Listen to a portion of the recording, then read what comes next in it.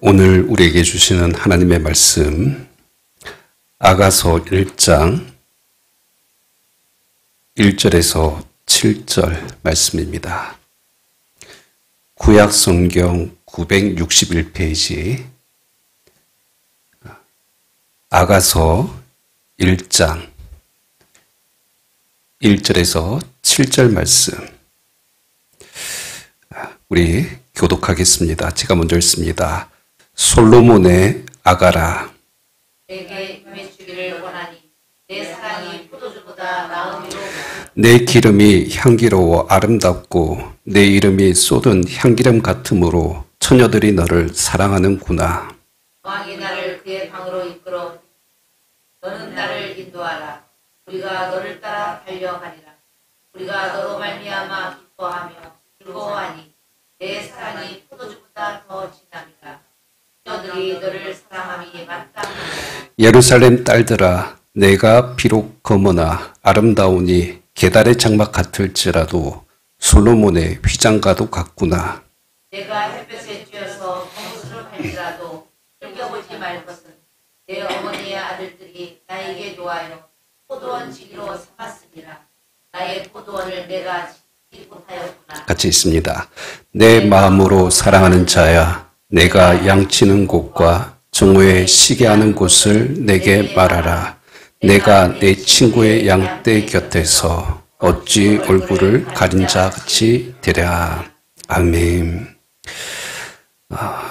하나님 아버지, 아가서 말씀을 이제 함께 또 나눕니다.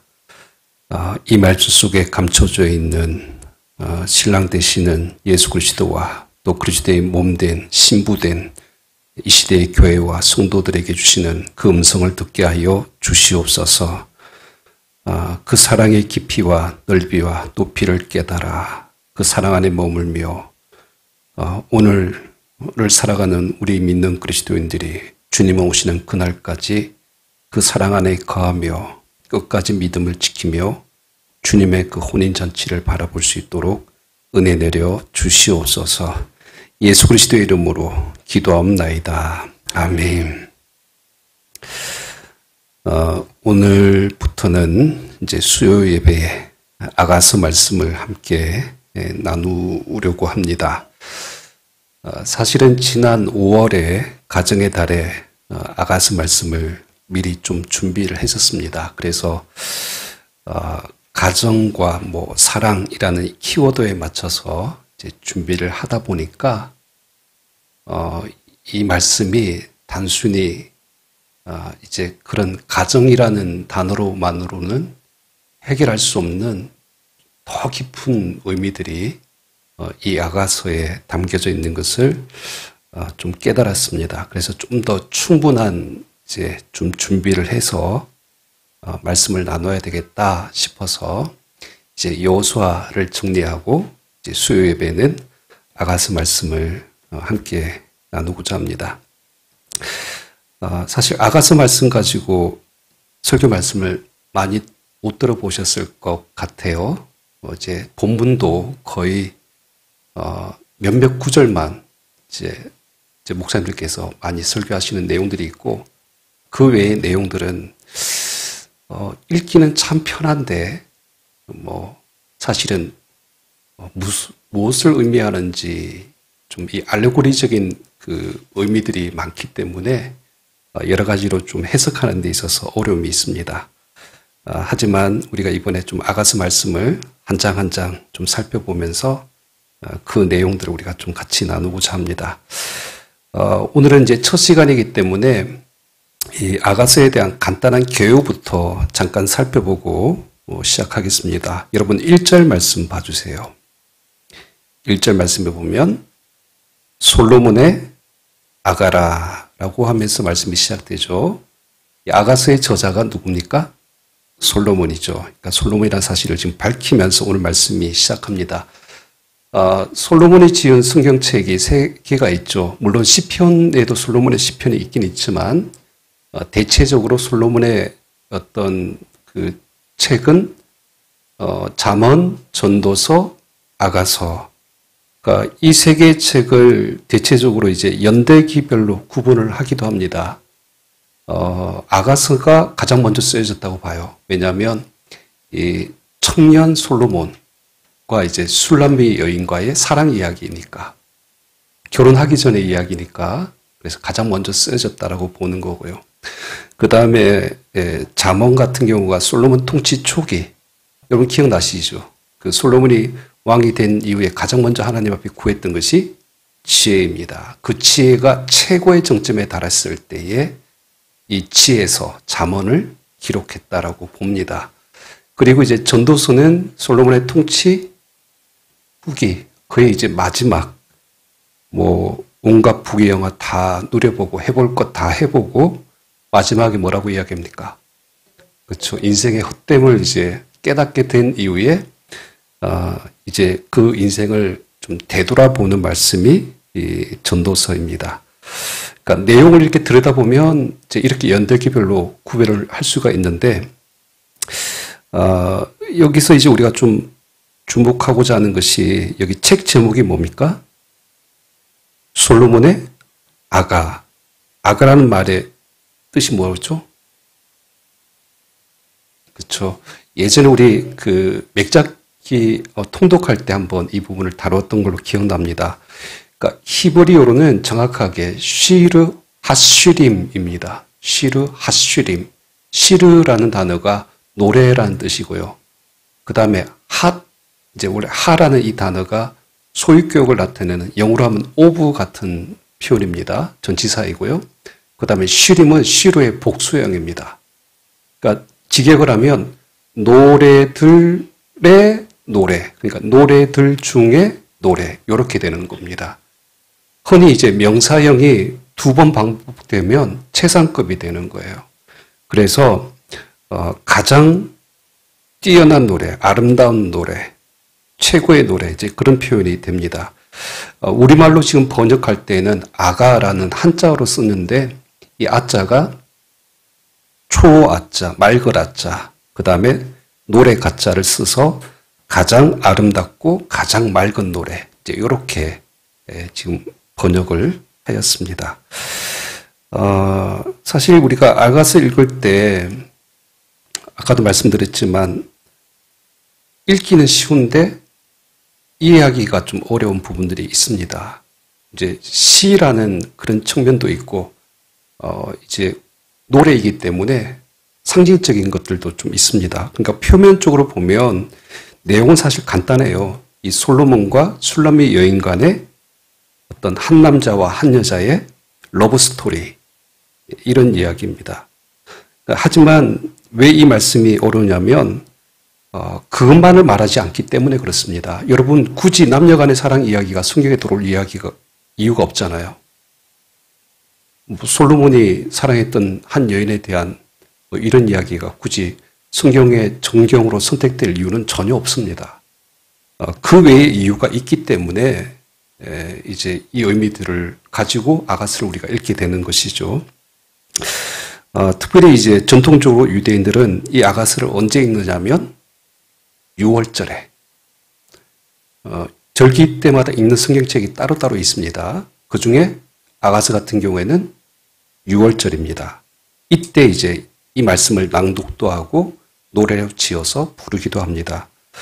그만큼 유대인들에게 있어서는 굉장히 특별한 의미가 있어요. 근데 그 이유가 뭐냐면 이 유대인들에게 있어서, 그러니까 유대인 랍비의 연구에 따르면 이 아가서를 어떻게 보느냐 하면, 아까 이제 잠언, 전도서, 아가서에 대해서 연대기별로 구분해 드렸잖아요. 근데 이 부분을 유대인들은 이렇게 생각합니다. 잠언은 여러분 성막이 있으면 가장 바깥이 뭐죠? 성막에 뜰이 있죠. 이방인들 있을 수 있는 뜰. 잠언은 이와 같은 거라고 생각합니다. 모든 사람들이 다 들으면 이방인들도 알 수 있는. 하지만 전도서는 그 성막 안에 있는 성소를 나타내고, 그리고 아가서는 그 성막 안에 있는 가장 중요한 지성소로 이 말씀을 비유합니다. 그러니까 그런 의미에서 이제 이 말씀을 보게 되면 남녀 간의 사랑 노래가 아니라 궁극적으로는 하나님과 이스라엘 백성들 간의 언약적인 관계, 그 교제, 관계의 어떤 거리를 나타내는 부분이라고 할 수가 있습니다. 그러니까 왜 6월절에 이스라엘 백성들이 이 말씀을 나눌까요? 아가스를 낭독할까요? 하나님과의 사랑의 언약이 언제부터 시작됩니까? 출애굽부터 시작되죠. 근데 그 출애굽이 언제부터 시작해요? 애굽을 나온 이후부터 6월절, 바로 그때로부터 시작되는 거잖아요. 그래서 이제 아가스가 그때 읽혀지는 거예요. 그러니까 유대인의 관점에서 보면 이 아가스는 그러니까 하나님이 이스라엘 백성들을 얼마나 뜨겁게 사랑했는가, 그 절절한 이야기인 거예요. 더 나아가서 여전히 하나님께서 지금도 하나님의 사랑하는 백성들을 부르시고 초청하시고 이제 그 지성소 가운데로 나오기를 원하는, 그러니까 이런 노래로 이 아가스를 이해하고 있다는 겁니다. 그러니까 유대인들은 그렇고요. 그렇다면 우리 기독교는요, 이 아가스를 그럼 어떻게 읽어야 될까요? 또 유대인들과의 관점은 조금 다르겠죠. 우리가 생명의 삶 공부 때에도 말씀을 드렸지만은, 여러분, 우리가 성부 하나님과의 관계, 성자 예수 그리스도와의 관계, 성령 하나님과의 관계 속에서 우리 신분이 있다고 말씀드렸죠. 성령 하나님과의 관계 속에 우리는 하나님의 자녀이고, 예수 그리스도와의 관계 속에는 신부이고, 그리고 성령이 하나님과의 관계는 성령의 전이다. 그러니까 이 메타포가 있어요. 그러니까 여기 아가스가 가지고 있는 이 상징적인 의미가 뭐냐면, 특별히 여기 나오는 솔로몬은 누굽니까? 신랑 되시는 예수 그리스도를 예표하는 것이고, 또 여기 나오는 술람미 여인은요, 오늘날 우리 그리스도의 신부된 몸된 교회와 성도들을 가리키는 것이죠. 그래서 이제 아가스 말씀을 읽어 나갈 때 여러분께서 이것을 견지하면서 말씀을 읽어 가시면 이해가 좀 더 깊이 들어가게 됩니다. 우리의 신랑 되시는 왕 되신 예수 그리스도께서 그분이 사랑하는 신부된 우리 교회와 성도들을 초청하고 또 사랑을 나누며 그 그리스도 안에서 우리가 누리게 되는 그 풍성한 기쁨과 하나님의 그 유업들을 이렇게 누리기를 원하는 그 초청의 노래가 이 아가서의 말씀이다라고 보시면 되겠습니다. 아가서는 총 8장으로 이루어져 있습니다. 그래서 구조적으로 여러분께서 딱 머릿속에 입력을 해 놓으시면 좋을 것 같아요. 아가선을 딱 반으로 자르세요. 1장부터 4장, 그 다음에 5장부터 8장까지. 원래 1장부터 5장 1절까지인데 그냥 뭐 구분상 딱 4장까지라고 해주시면 괜찮을 것 같습니다. 그러니까 1장부터 이 5장 1절까지 말씀이 뭐냐면, 이 솔로몬과 술람의 여인이 결혼하기 이전에, 그러니까 연인이었던 시절에 두 사람의 그 간절한 이 그리움, 그 뜨거운 가슴 벅찬 연정, 그 서로를 향한 이 사모하는 마음들, 막 이런 것들이 막 그려지고 있어요. 그리고 이제 마침내 결혼에 이르게 되어지는 그 과정을 쭉 다루고 있습니다. 그리고 이제 5장 2절부터 해서 8장까지는 이제 결혼한 이후입니다. 근데 결혼했지만 그 이후부터 여러 가지 이제 크고 작은 문제들로 야기돼서 일시적인 어떤 갈등과 위기들이 있어요. 근데 그것을 극복하고 보다 두 사람의 어떤 사랑을 더 성숙하게 이루어가는 이 과정에 대해서 기록을 하고 있습니다. 그러면서 이제 마침내 이 행복을 선언하는 이제 그런 내용으로 이 아가스가 마치게 되었습니다. 그러니까 이 구조적인 내용을 이렇게 해서 딱 보시면 구속사적인 그림들이 아가서에 딱 녹아져 있어요. 우리가 예수 그리스도를 만나고 그리고 영접하고 그리고 예수 그리스도를 통하여서 우리가 언약적인 이 신랑과 신부의 관계를 시작했잖아요. 믿는 구원을 받았잖아요. 그 이후부터 모든 것이 끝나는 것이 아니라 사실은 그 이후에 보다 더 성숙해지는 이 사랑의 그 관계들이 필요하죠. 이것을 신학적인 용어로 하면 우리는 성화라고 이야기를 합니다. 더 온전해지고 더 깊어지는 더 성숙한 이런 사랑의 과정을 통하여서 마지막 예수 그리스도와의 그 온전한 하나됨을 이루는 것. 그러니까 이것이 사실 우리 그리스도인들이 이제 추구하는 구속사적인 그림이죠. 자, 여기까지 이제 우리가 아가서의 말씀을 간단하게 좀 살펴보고 이제 오늘 본격적으로 좀 말씀들을 좀 같이 나누도록 하겠습니다. 조금만 볼 텐데요. 아마 7절까지는 다 말씀을 못 나눌 것 같아요. 1절부터 해서 4절까지가 아가서의 소론에 해당되는 말씀입니다. 자, 소론에 대한 말씀, 먼저 2절 말씀 우리 같이 읽겠습니다. 시작. 내게 입맞추기를 원하니. 아멘. 여러분 이제 아가서 읽을 때 힘든 부분이 이런 부분인데 내게 입맞추기를 원하니 내 사랑이 포도주보다 나음이로다. 지금 누가 이 말을 하고 있는 걸까요? 솔로몬이 지었으니까 솔로몬이 하고 있다고 생각하겠죠. 아닙니다. 말하는 화자가 계속 바뀌어요. 아까 잠깐 앞에서 이런 언급은 안 드렸는데 아가서는 여러분 오페라라고 생각하시면 좋을 것 같아요. 오페라 보면 노래 부르는 사람들이 어때요? 막 중간중간에 서로 주고받는 대화들이 있지 않습니까? 노래로. 그것처럼 바뀌는 거예요. 네, 여기도 지금 이 2절 말씀을 언급하고 있는 사람이 누구냐 하면 술람비 여인이에요. 이 화자가 누구인지 정확하지 안 드러나기 때문에 좀 어려움이 있습니다. 그러니까 내게 입맞추기를 원한다. 지금 이 말은 주어가 생략되어져 있어요. 혹시 지금 세번역 성경 가지고 계신 분들 뭐 생매상 없으시겠죠? 세번역 성경에 보면 뭐라고 나왔냐면 2절 앞에 딱 시작하면서 괄호가 되어져 있어요. 그러면서 괄호 안에 여자라고 되어져 있습니다. 그 여자가 누구예요? 술람 여인이고 예를 들어서 8절 같은 경우에도 이제 동그라미 표시로 우리가 구분되어져 있잖아요. 근데 그게 보면 사실은 세번역 성경에 보면 괄호라고 해놓고 친구들이라고 되어져 있어요. 그 다음에 9절에도 보면 괄호가 딱 되어지는데 이때는 남자라고 되어져 있습니다. 그 남자가 누굴까요? 솔로몬인 거예요.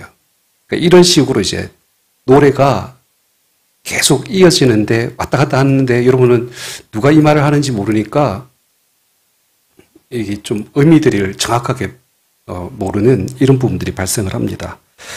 자, 근데 이제 보세요. 이 2절에 이 말을 하는 사람이 누구라고요? 술람미 여인. 자, 문자적으로 번역하면 이런 겁니다. 주어가 이제 이런 거예요. 그로 하여금 내게 입맞추게 하소서. 그가 사실은 이것이 주어가 될 수 있습니다. 주어가 감춰져 있는 거예요. 그로 하여금 내게 입맞추소서. 그가 내게 입맞추기를 원합니다. 이렇게 이제 번역을 할 수가 있습니다.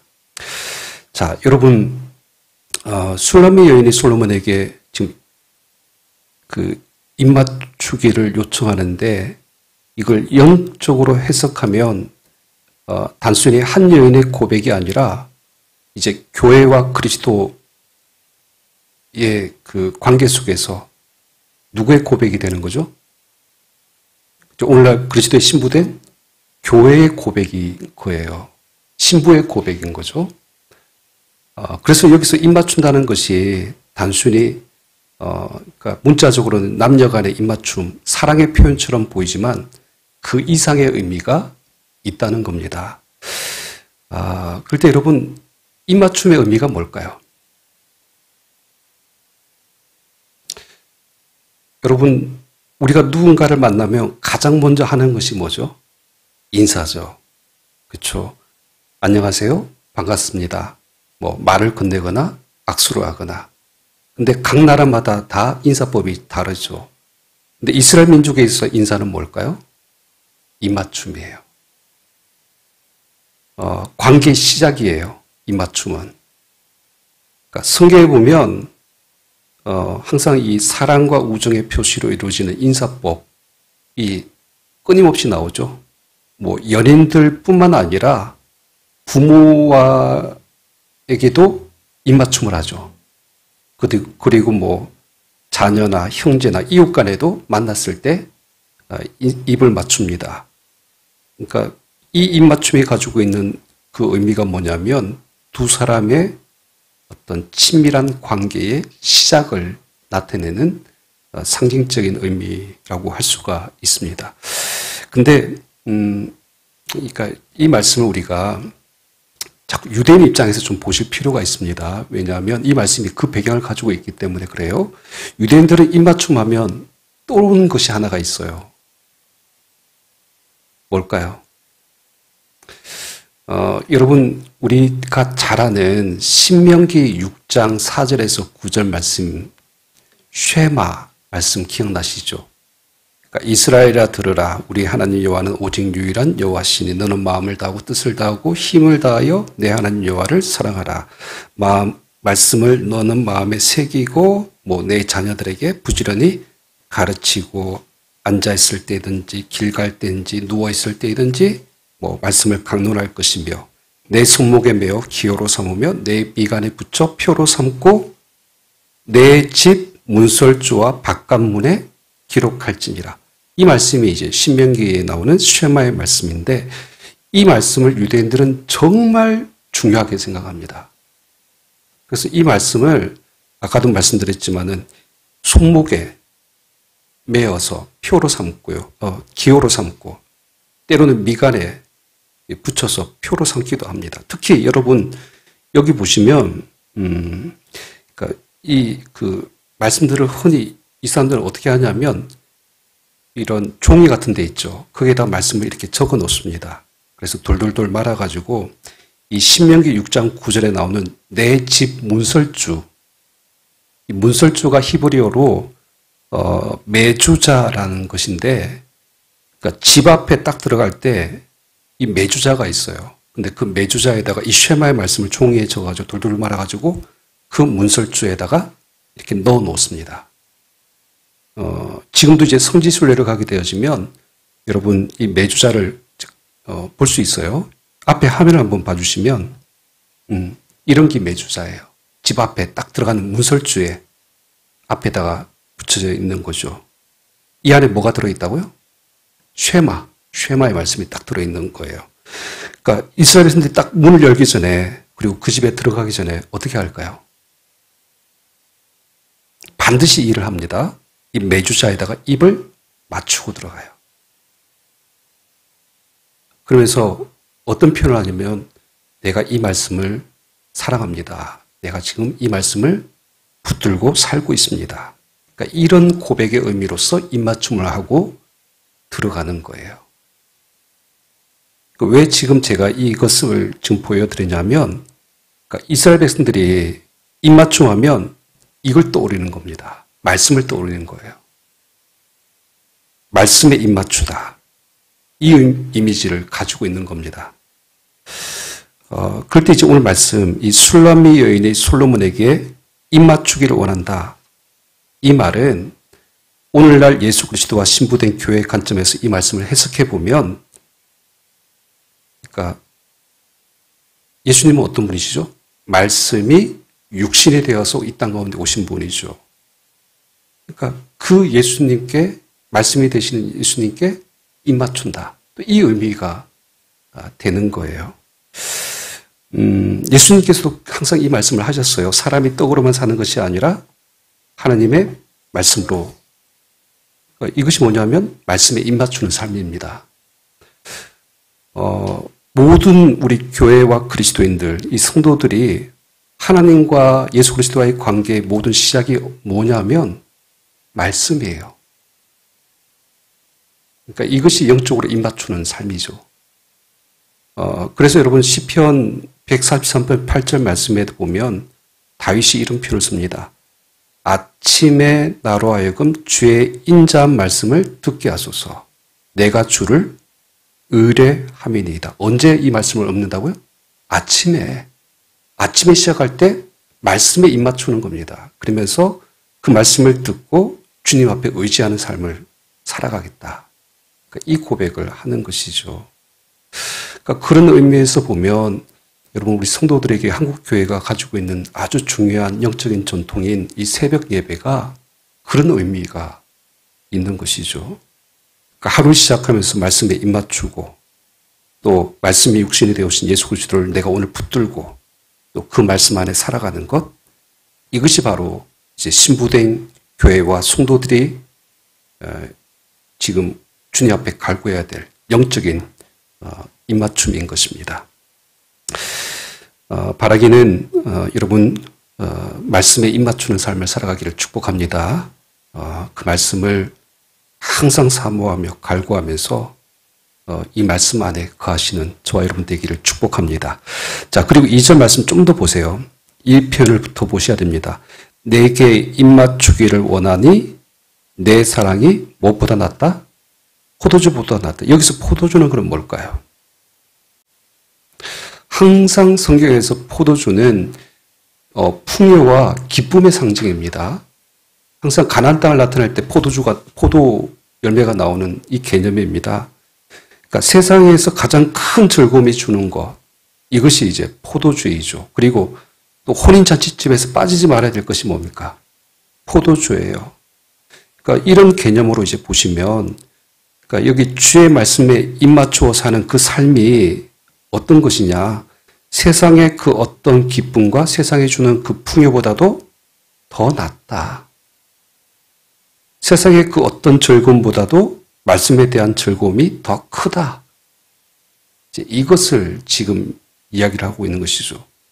그리고 그 말씀이신 예수님이 내 인생의 가장 최고이시다. 이거를 지금 나타내는 사랑의 고백인 거예요. 지금 신부의 노래예요. 신부가 뭐라고 고백하는 거예요? 솔로몬에 대해서 나는 당신에게 입맞추기를 원합니다. 당신은 나에게 세상에 주는 어떤 그 기쁨보다도 가장 최고의 기쁨을 주는 존재입니다. 그러니까 이 고백 속에 담겨져 있는 또 다른 의미는 바로 예수 그리스도에 대한 우리 성도들의 신부된 고백인 것이죠. 여러분, 예수님을 믿는 믿음이 가장 큰 기쁨인 줄 믿으시길 바랍니다. 근데 자꾸 이 기쁨을 잃어버리는 게 문제죠. 영국 속담에 보면 이런 이야기가 있어요. 하루를 기쁘려면 이발을 하라. 그 다음에 일주일을 기쁘려면 자동차를 사라. 한 달 기쁘려면 이건 좀 어떻게 받아들일지 모르겠는데 결혼을 해라. 결혼하면 한 달밖에 안 기쁘대요. 예, 뭐 이건 좀 동의하기가 어려울 수도 있겠습니다. 근데 1년을 기쁘려면 집을 지어라. 그리고 평생 기쁘려면 뭐 정직해라. 이런 속담이 있다고 합니다.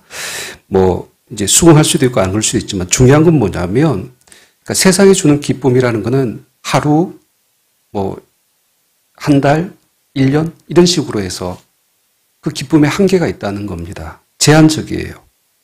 영원하지 않습니다. 근데 오늘 말씀 속에 말하는 내 사랑이 포도주보다 더 나음이로다 라는 이 표현은 세상이 줄 수 없는 기쁨.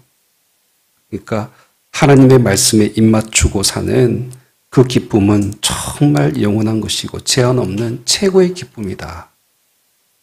이것을 지금 이제 표현한 것이라고 할 수가 있습니다. 자, 두 번째로, 여러분 3절 말씀, 이제 누구의 노래인가는 아시겠죠? 지금 신부의 노래입니다. 신부가 솔로몬을 향하여서 고백하는 이 사랑의 고백의 내용들이에요. 자, 3절 말씀 같이 읽겠습니다. 시작. 내 기름이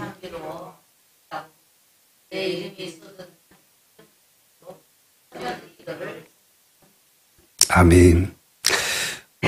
말씀이 좀 이렇게 뭐 복잡해 보이는 것 같아도 내용은 간단합니다. 그러니까 솔로몬이 그러니까 얼마나 사랑스러운지 마치 솔로몬에게서 나는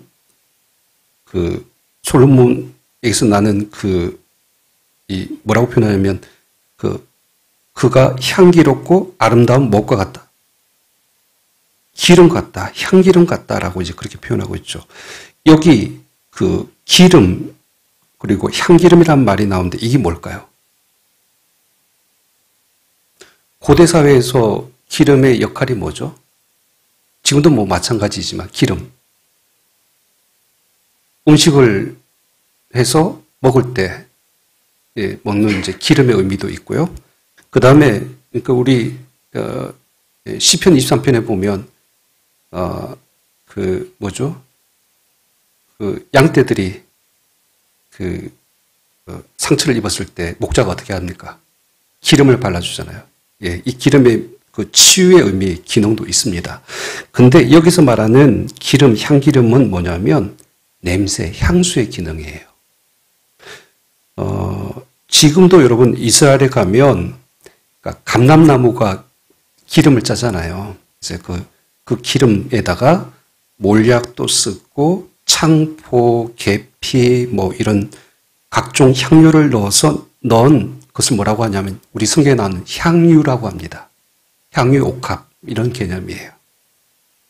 근데 왜 이것을 이스라엘 땅에서 발달했냐 하면 여러분 날씨 자체가 건조하고 또 무더운 이스라엘 날씨 속에서 사람들은 뭘 흘립니까? 땀을 흘리잖아요. 그러다 보면 인간의 그 체취가 있어요. 그로 인해서 사람 몸에 향기를 내주는 향수의 역할을 하는 값비싼 향유. 특히 이제 우리 예수님 시체에 에다가 여인이 그 머리털로 향유 옥합을 깨뜨렸잖아요. 그런 기능인 겁니다. 이제 시체에 나는 어떤 냄새를 또 이렇게 없애주는 기능으로서의 그 내용입니다. 근데 이제 뭐 마찬가지로 이런 향유는 어떻게 하느냐면 뿌리는 것이 아니라 요즘처럼 뭐 뿌리는 기능이 있는 게 아니라 몸에 바르는 거예요. 몸에 발라서 그 향수의 효과를 냅니다. 자, 근데 여기서 슐라메 여인이 말하는 자, 그 기름의 향기가 어떻다고요? 향기로워 아름답고 너무 좋다는 거예요. 이 말을 보면 이렇게도 해석할 수가 있어요. 뭐 솔로몬이 왕이니까 아마 최고의 극상품의 이 향유를 썼으니까 그 몸에서 나는 향기일 수도 있습니다. 근데 그것만을 이야기하는 건 아니에요. 여기 3절을 정확하게 보시면 이런 표현이 나오죠. 내 이름이 쏟은 향기름 같고. 뭐가 향기름 같다고요? 이름이요, 이름. 이름이라는 게 뭐죠, 여러분? 사람의 존재, 때로는 본질, 그 사람의 인격, 이런 정체성을 나타내는 것이 이름이잖아요. 그러니까 지금 이 슐라메 여인이 뭘 이야기하냐면 솔로몬을 바라보니까 당신의 그 인격과 지혜와 인품이 얼마나 고상하고 아름다운가. 이거를 지금 향기름 같다라고 이제 표현을 하고 있는 것이죠. 근데 저는 이제 여기서 조금 더 말씀을 더 의역을 했습니다. 여러분, 인간의 오감 중에 후각이 가지고 있는 것이 있는데, 후각이 가지고 있는 어떤 여러 가지 기능 중에 후각은 사람의 기억 속에 가장 오래 남는다고 해요. 들어보셨죠? 그래서 흔히 사랑하는 사람들끼리 어떤 선물을 주죠? 향수 선물에 왜? 나를 기억해 주세요. 이제 이런 의미로서의 향수를 하는 것이죠. 아마 여러분들도 어느 순간 뭔가 소중하게 기억나는 향기 하나쯤은 다 있을 거예요. 그때 그 향기가 딱 나에게 느껴졌을 때 떠오르게 하는 사람. 그 사람이 정말 내 기억 속에 남는 정말 사랑하는 사람. 이와 같은 후각의 기능이 있습니다. 그러니까 마치 이런 거예요. 오늘 술람의 여인이 말하는 내 이름이 쏟은 향기름 같다. 이 말은 그분의 그 사랑, 그 달콤한 그리고 그 매력에 지금 내가 완전히 취해 있다. 그 사랑으로 흠뻑 젖어서 너무 충만해 있는 상태. 그래서 그 사랑에 내가 취해 있다. 지금 이걸 이야기를 하는 것이죠. 지금 이연이 원하는 것이 바로 이런 것들입니다. 이제 문자적으로는 솔로몬과의 그 사랑에 더 깊이 충만하게 취해지기를 원하는 것이겠지만 우리 성도들이 원하는 건 뭘까요?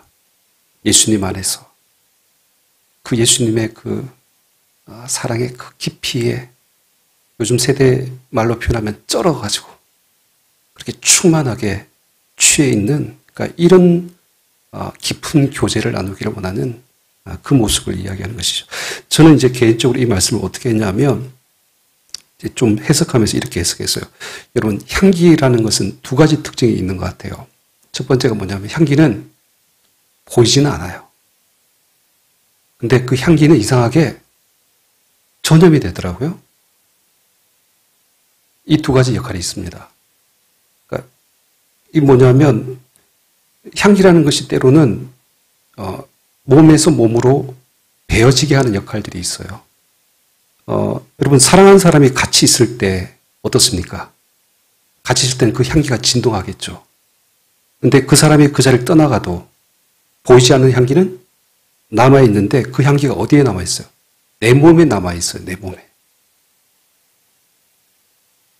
그러니까 내 몸과 마음에 그 사람의 향기가 배어져 있는 거예요. 그러니까 사랑하는 사람 사이에는 이 향기가 옮겨지는 거예요.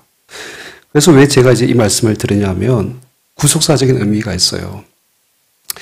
그러니까 여러분께서 이제 신랑과 신부된 이 교회와 예수 그리스도의 관계 속에서 이 말씀을 우리가 살펴보고 있다고 지금 말씀을 계속 드리는데 예수님께서 이 땅 가운데 오셔서 십자가를 통하여서 우리를 구원하셨죠.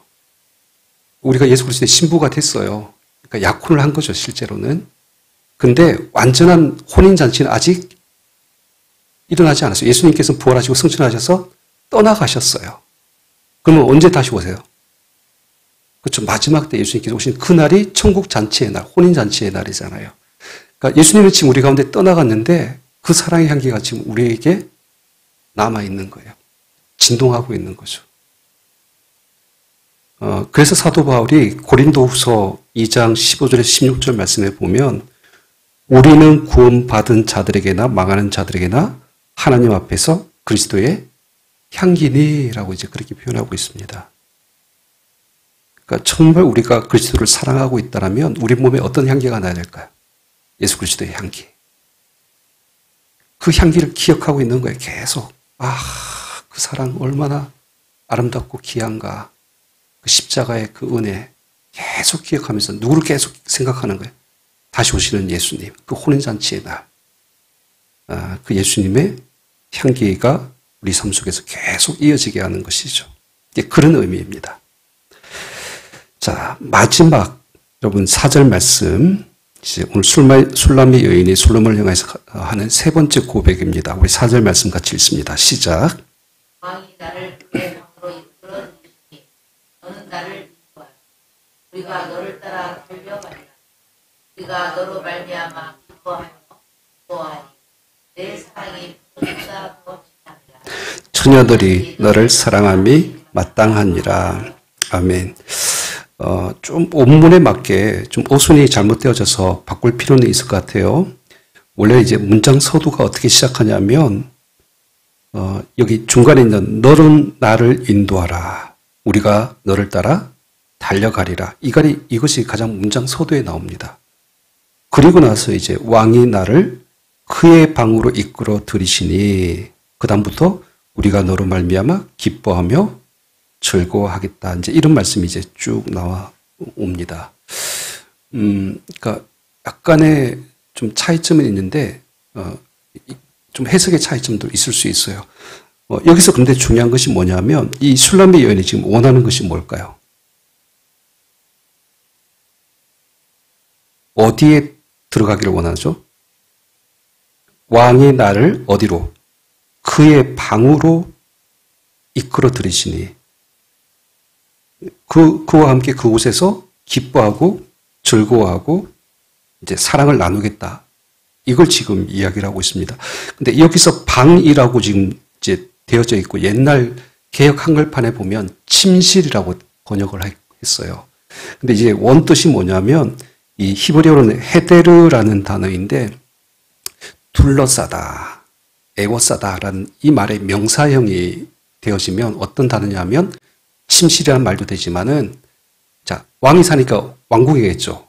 그리고 왕의 가장 에워싸여져 있고 둘러싸여져 있는 가장 깊은 곳. 내실이에요, 내실. 그러니까 왕만 들어갈 수 있는 곳. 근데 이곳에 들어가려면 왕의 허락 없이는 절대로 들어갈 수 없는 곳.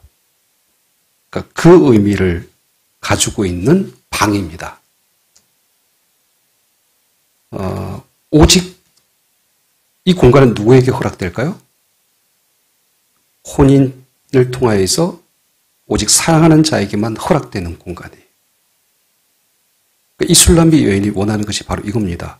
왕이 나를 부른 그 엄밀하고 내밀한 곳에 이제 그곳에서 오직 그와 함께 기뻐하고 즐거워하며 사랑을 나누는 바로 그 날을 간절히 원하는 거예요. 그래서 그곳에서 좀 성적인 표현일 수도 있지만 그러니까 솔로몬의 그 품 안에서 온전히 하나가 되어지고 연합하고 그 사랑으로 하나 되는 그러니까 이런 것을 지금 누리기를 원하는 것이죠. 근데 이 말씀도 여러분 아까도 말씀드렸지만 그러니까 이게 이제 교회 구속사적인 의미를 가지고 말씀을 보실 때 여러분께서 눈여겨보셔야 될 것이 이런 표현이에요. 4절에 보면 어떤 말씀이 지금 눈에 들어와야 되냐면 우리가 너를 따라 어떻게 하리라? 달려가리라. 이 미래형이에요. 아직 일이 이루어지지 않았다는 거예요. 그러니까 궁극적으로 여러분 우리 그리스도인의 삶은 어떤 삶이냐 하면 끊임없이 우리의 왕 되시고 신랑 되시는 예수님을 포기하지 않고 그분을 향해서 달려가는 삶이잖아요. 근데 더 궁극적인 내용 말고 이 솔로몬과 술람의 여인이 그 왕궁과 내밀한 곳에서 들어가는 날은 언제라고요? 혼인잔치 날이잖아요. 우리 그리스도인들에게 언제라고요? 천국 혼인잔치. 예수님이 오시는 그날이죠. 그 예수님을 끝까지 기다리고 다시 오는 그날에 바로 이 영적인 혼인잔치가 열리는 겁니다. 그날에 우리가 주님의 품 안에서 그 기쁨과 은혜와 그 사랑을 누리게 되는 그 날을 이제 오늘 성경 속에 기록하고 있습니다. 아가서 말씀이 쉽지는 않죠. 이렇게 읽으면 좀 어렵습니다. 그러니까 여러 가지 해석법이 있어요. 아가서를 읽을 때. 그래서 문자적으로 해석하는 법도 있고 영적으로 해석하는 법들도 있고 여러 가지 다양한 방법이 있지만 최대한 우리 성도님들의 어떤 삶에 있어서 우리가 그리스도의 신부된 교회와 성도들의 모습으로서 우리가 이 술람미 여인의 노래를 부르는 자, 신앙의 이 고백을 하는 자로서의 삶을 우리가 오늘 말씀을 통해서 좀 되돌아보기를 원합니다. 세 가지 말씀을 좀 나눈 것 같아요. 여러분 말씀에 입맞추는 삶을 살아가기를 축복합니다.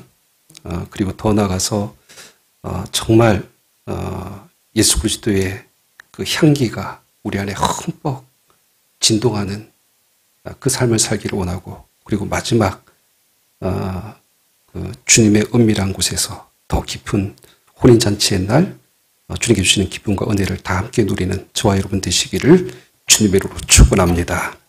우리 기도합니다.